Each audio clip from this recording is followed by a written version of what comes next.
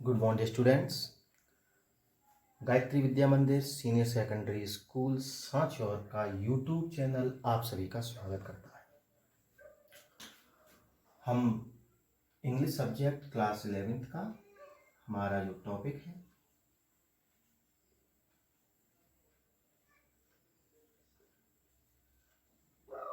Passive voice उसको learn कर रहे हैं, जिसमें सबसे पहले जो भी असर्टिव सेंटेंस होते हैं, हमने असर्टिव सेंटेंसेस को पिछले वीडियो में कंप्लीट किया है। जिस असर्टिव सेंटेंस में आपने सबसे पहले चेंजेस ऑफ टेंस पढ़ा, आपने मॉडल के जो रूल थे वो पढ़े, आपने वर्ब्स हैविंग डबल ऑब्जेक्ट्स पढ़ा, उसके बाद आपने जो इन्फिनेटिव का यूज होता है जिसमें गोइंग के बाद टू प्लस वर्ब की first form as am are was were has have had will have या शैल हैव के बाद टू प्लस वर्ब की फर्स्ट फॉर्म जो रूल था वो भी आपने कंप्लीट किया। एंड आपने एक जो रूल था कि हमेशा ही ऐसा नहीं है कि सभी वर्ब्स के बाद प्रीपोजिशन बाय लगेगा, कुछ वर्ब्स ऐसी हैं जिनके पश्चात प्रीपोजिशंस अलग अलग लगते हैं, जैसे कहीं एट का प्रयोग, विद का प्रयोग, इन का प्रयोग, टू का प्रयोग, तो आपने उनको भी देखा। जो महत्वपूर्ण वर्ब्स हैं उनके बारे में हमने चर्चा की। उसके बाद एक सेंटेंस जो कॉम्प्लेक्स होता है उसको पैसिव में कैसे बदला जाए हमने उसको भी देखा था। तो असर्टिव सेंटेंस प्रकार से आपका कंप्लीट होता है। और यहाँ पे जो दूसरा सेंटेंस है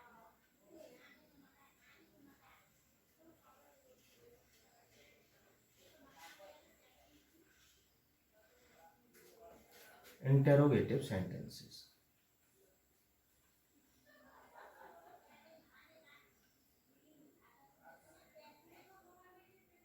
इंटेरोगेटिव सेंटेंसेस यानी प्रश्नवाचक वाक्य। पहले इसके बारे में हम थोड़ा सा लिख लेते हैं, ठीक है। देखें,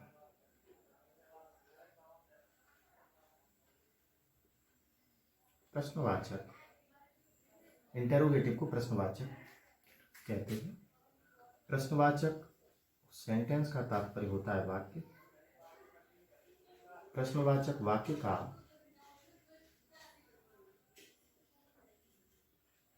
पैसिव भी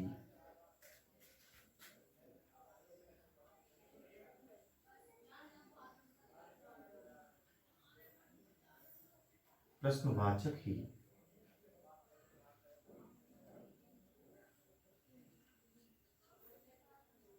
बनता है। ओके, प्रश्नवाचक वाक्य का पैसिव भी प्रश्नवाचक ही बनता है।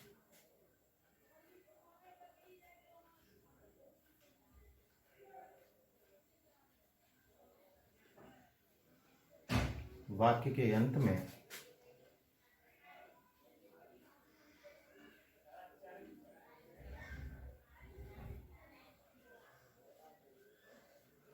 प्रश्न सूचक चिन्ह का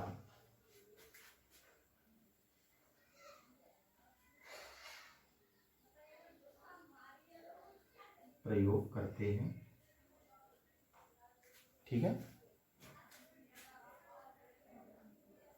एक आप समझ सकते हैं इसी लाइन में कि प्रश्नवाचक वाक्य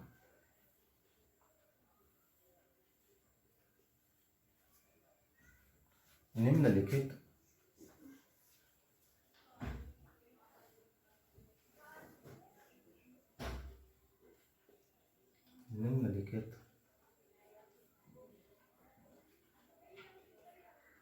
दो प्रकार के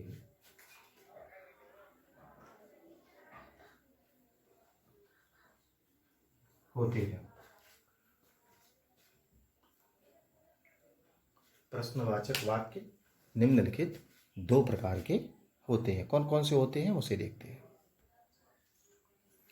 हाँ, अब वो कौन कौन से होते हैं हम उनको देख लेते हैं। फर्स्ट टाइप होता है बच्चों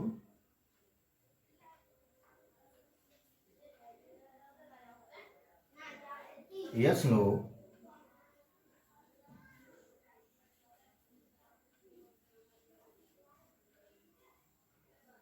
आंसर टाइप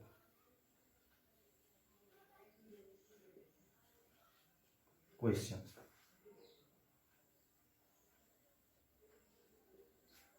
और दूसरा होता है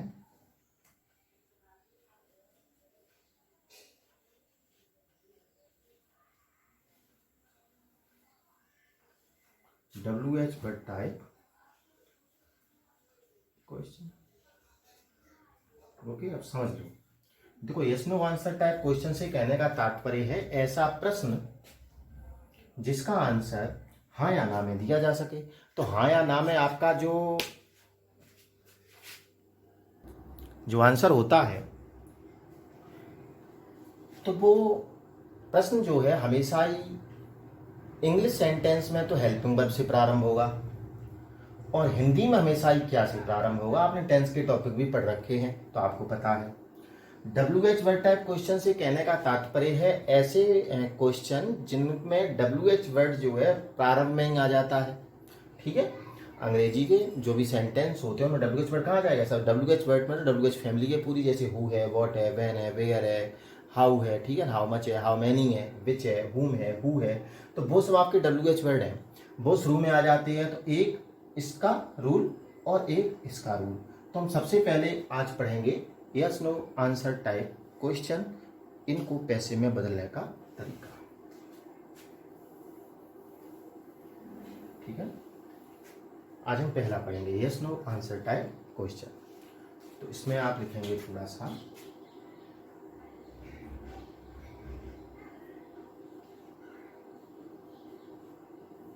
जब कोई वाक्य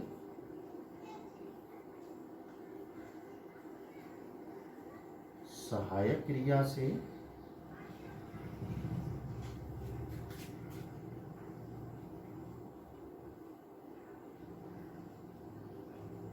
प्रारंभ होता है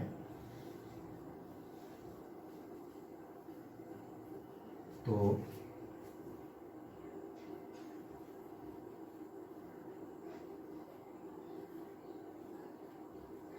पैसिव बनाते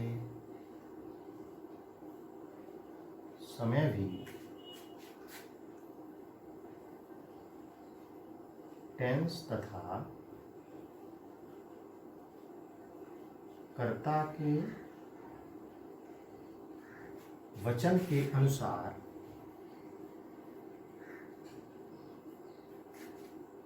सबसे पहले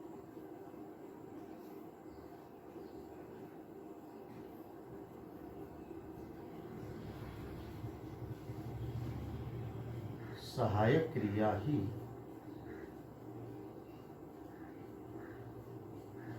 लगाते हैं। ठीक है, और दूसरी चीज सहायक क्रिया लगाएगी, ये तो आपको मैं लिखाई दिया है कि आपका जो प्रश्न सूचक चिन्ह का प्रयोग करते हैं, ठीक है, लास्ट में वो भी कर देंगे। अब ये तो आपको पता ही है, आपका जो बेसिक रूल है कि आपका जो ऑब्जेक्ट होगा उसको सब्जेक्ट आपको बनाना होगा, सब्जेक्ट को ऑब्जेक्ट बनाना होगा। ठीक है, ये भी आपको पता है। यहाँ पे ये भी लिख भी सकते हो,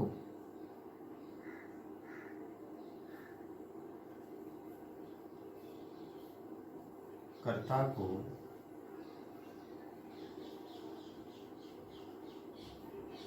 कर्म बनाकर लिखना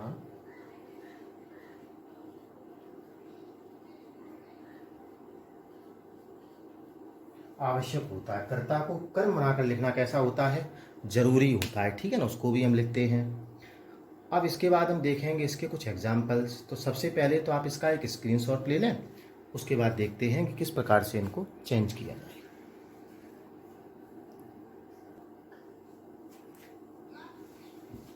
देखिए बच्चों,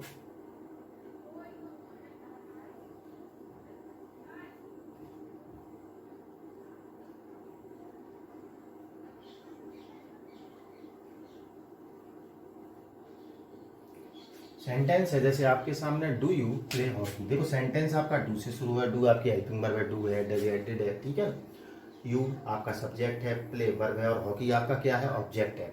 अब आपसे कह दिया गया कि चेंज इनटू पैसिव, इसको आप पैसिव में चेंज करें। ठीक है, अब जब इसको पैसिव में आप चेंज करेंगे, इंटरचेंज करेंगे इसको, तो आपको देखना है कि आपका सबसे पहले तो यहाँ पे देखना है कि आपका टेंस कौन सा है। सबसे पहले हेल्पिंग वर्ब भी आई है क्योंकि हम वही पढ़ रहे हैं, yes no answer type question पढ़ रहे हैं। हेल्पिंग वर्ब आई है डू। आपको पता है डू या डज आपका प्रेजेंट इंडेफिनिट टेंस में आता है। किस में आता है? प्रेजेंट इंडेफिनिट टेंस में। और प्रेजेंट इंडेफिनिट टेंस जो है इसका पैसिव बनाओगे तो हेल्पिंग वर्ब क्या लगेगी? Is, am, are. आपको पता है इज, एम या आर। अब इज, एम, आर मैंने बताया किसके अनुसार लगेगी? हॉकी के अनुसार। तो हॉकी आपका सिंगुलर है तो इसका मतलब सबसे पहले आप किसका प्रयोग कर दोगे? इज का। मैंने कहा था कि सबसे पहले हम साइक्रिया लगाएंगे वो टेंस के और कर्ता के वचन के अनुसार। तो टेंस के अनुसार ही लगा रहे हैं हम, क्योंकि प्रेजेंट टेंस है, प्रेजेंट इंडेफिनिट है, और कर्ता के वचन के अनुसार लगा रहे हैं। तो हमने इस कर दिया, एम कर सकते थे, आर कर सकते थे, लेकिन नहीं किया क्योंकि यहाँ पे हॉकी कैसा है? सिंगुलर है। अब देखो हेल्पिंग वर्ब थी, क्योंकि हमें कैसा रखना? इंटेरोगेटिव ही रखना सेंटेंस। तो इंटेरोगेटिव का पैटर्न भी आपको टेंसेस के दौरान आपने पढ़ा था कि सबसे पहले हेल्पिंग वर्ब, उसके बाद सब्जेक्ट, फिर वर्ब और उसके बाद ऑब्जेक्ट। तो आपका इज हो गया। अब आप सब्जेक्ट, हॉकी को आप सब्जेक्ट बना दो। हॉकी आपका नाउन है तो ये यहां हो गया हॉकी, इज हॉकी। अब प्ले जो है आपकी, प्ले जो है वो वर्ब की फर्स्ट फॉर्म है, लेकिन पैसिव में only third form will be used. तो थर्ड फॉर्म जो होगी प्ले की क्या हो जाएगी? प्लेड। तो गया is hockey played, is hockey played. अब प्रीपोजिशन यहां लगाओगे बाय, और यू का जो कर्म होगा बच्चों वो क्या होगा? यू। और लास्ट में आपको क्या लगा देना है? क्वेश्चन मार्क लगा देना है। ठीक है ना, इस चीज को आप ध्यान रखें। और देख लेते हैं did Radha sing song. Did Radha sing a song. अब देखना यहाँ पे किससे आइडेंटिफाई करोगे? डिड से। डिड जो है आपकी हेल्पिंग वर्ब है पास्ट इंडेफिनिट टेंस की, और पास्ट इंडेफिनिट टेंस की एडवर्ब है, सॉरी हेल्पिंग वर्ब है। इसका मतलब टेंस में पास्ट इंडेफिनिट का जब भी पैसिव में बदलोगे तो क्या लगता है? एक वचन के लिए वॉज लगाते हैं और बहुवचन के लिए वर लगाते हैं। लेकिन यहाँ पे देखना आपका अ सॉन्ग, आपका जो ऑब्जेक्ट है, सब्जेक्ट बनाओगे वो सिंगुलर या प्लूरल? आप कहोगे सिंगुलर है सर। तो ये सिंगुलर है तो इसका मतलब क्या हो जाएगा? वॉज। उसके बाद आपका जो कर्म से कर्ता आपने बनाया वॉज अ सॉन्ग, सिंग की थर्ड फॉर्म लगाओगे सिंग, सेंग, संग। तो क्या? वॉज अ सॉन्ग, संग। प्रीपोजिशन लगाओगे यहाँ पे बाय, यहाँ कर दो राधा, और आवश्यक रूप से लगाओगे क्वेश्चन मार्क, क्योंकि क्वेश्चन मार्क भी भूल जाते हैं तो ये भी गलत करने के लिए काफ़ी है ये गलती कि आप कभी क्वेश्चन मार्क भूल गए हैं तो हो सकता है कि सेंटेंस को गलत कर दिया जाए। ये फ्लड से भी समझ लो। Does he help her, does he help her, does he help her. तो ऐसे में सबसे पहले हेल्पिंग वर्ब देखो डज आ गई है। अब डज आ गई है इसका मतलब यहाँ पे प्रेजेंट इंडेफिनिट है, और प्रेजेंट इंडेफिनिट का पैसिव बनाएंगे साइक्रिया इज एम आर लगाएंगे, लेकिन लगाएंगे किसके अनुसार? हर के अनुसार। तो आप हर का क्या हो जाएगा?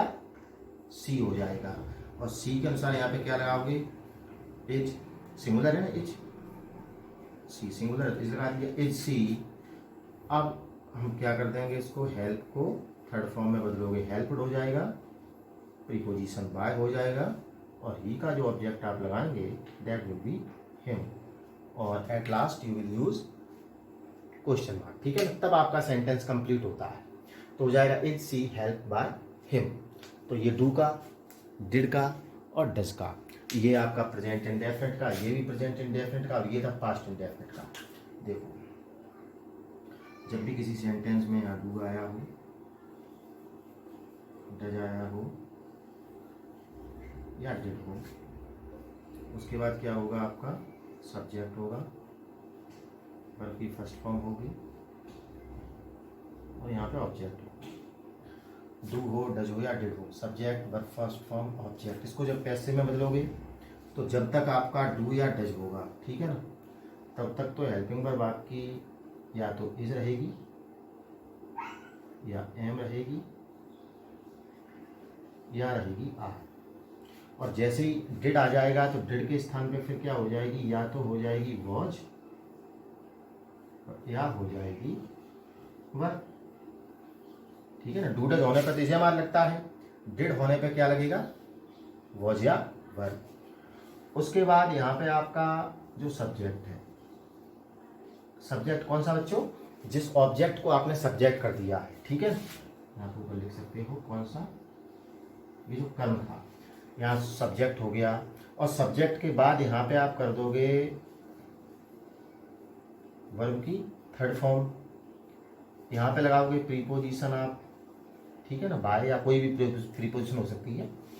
और यहाँ पे आप कर दोगे ऑब्जेक्ट, जो कि आपका क्या था, कर्ता था, ठीक है, ये क्या था, कर्ता, जिसे कर्ता को बदल के क्या कर दिया आपने, कर्म कर दिया है, ठीक है। तो ये पैटर्न है, देखो इसी पैटर्न से हमने सेंटेंस किया है, देख सकते हो। डू आया था, डू आ गया, तो इनमें से कुछ नहीं आएगा। डू के बाद सब्जेक्ट आया, वर्ब की फर्स्ट फॉर्म आई, ऑब्जेक्ट आया। तो हमने क्या किया, देखो डू डज है तो इसमें ऐसी लगेगा, हमने कर्ता के अनुसार यहाँ से क्या लगाया, इज लगाया, यहाँ तक फिर कुछ नहीं होगा। फिर हमने सब्जेक्ट क्या कर दिया, जो कर्म था उसको कर्ता बनाया, हॉकी कर दिया। हमने वर्ब की थर्ड फॉर्म कर दी, प्रीपोजिशन बाय लगाया, और यहाँ पे हमने ऑब्जेक्ट अपना लगा दिया जो कि कर्ता था, कर्ता से कन्वर्ट करके उसको ऑब्जेक्ट कर दिया। तो ये पैटर्न जो है आपके लिए बहुत ही महत्वपूर्ण है, ये पैटर्न जो है आप ध्यान रखेंगे, दूसरे टेंसेस में भी आएंगे। ये है डू डज और डिड के लिए, ठीक है। इस पैटर्न से आप कोई भी सेंटेंस चेंज कर सकते हैं। तो इसका आप अभ्यास करें, जो भी टेंसेस के रूल है, टेंसेस को याद करना बेहद ज़रूरी है, इसको चेंज करने में कोई खास परेशानी नहीं होगी, बहुत ही आसान है। WH वर्ड टाइप क्वेश्चन तो उससे भी ज़्यादा आसान है। तो सबसे ज़रूरी ये है कि आपने जो इन्फिनेटिव के रूल पढ़े हैं, आपने जो अलग प्रीपोजिशन लगने वाली कुछ वर्ब्स जो देखी हैं, आपने जो कॉम्प्लेक्स सेंटेंस देखा है, ठीक है ना, और इसके अलावा जो टेंसेस का रूल है, जो मॉडल्स का है, ये जो वर्ब्स हैविंग डबल ऑब्जेक्ट्स हैं, इनको एक बार अभ्यास आप कर लें, ठीक है ना। और ये पूरा टॉपिक जो आसानी से आपको समझ में आता रहेगा, ठीक है ना। आप पढ़ते रहें, स्वस्थ रहें, सुरक्षित रहें। धन्यवाद।